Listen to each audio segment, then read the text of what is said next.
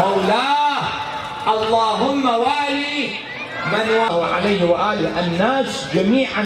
باسم ممثلية المواكب الحسينية في محافظة البصرة نهنئ العالم الإسلامي وجميع مراجعنا العظام في هذه المناسبة له بيعة الغدير عيد الله الأكبر. أسأل الله إن شاء الله يحفظ جميع الموالين والمحبين لعلي بن أبي طالب والمذهب، وأيضا نقدم أجمل التهاني والتباريك بهذا المهرجان. حقيقة لأول مرة هذا المهرجان يكون في محافظة البصرة، مهرجان ثقافي السنوي الذي حقيقة له بصمة في محافظة البصرة العزيزة.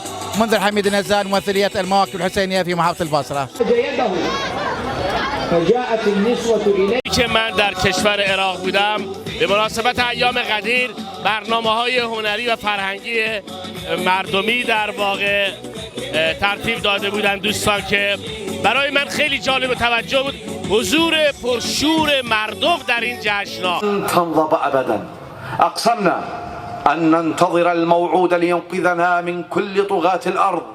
بسم الله الرحمن الرحيم. طبعا اليوم بمهرجان الغدير في قضاء المدينة، هذا قضاء الشهداء أبو الشهداء، هذا القضاء العظيم اللي اليوم يحتضن هذا المهرجان.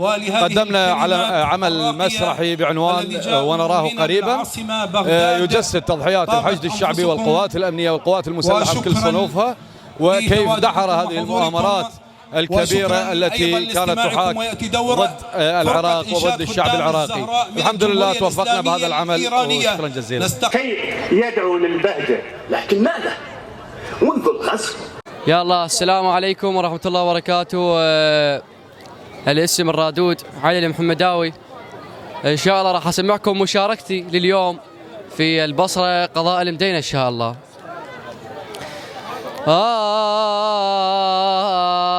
شكرا للعراق القال،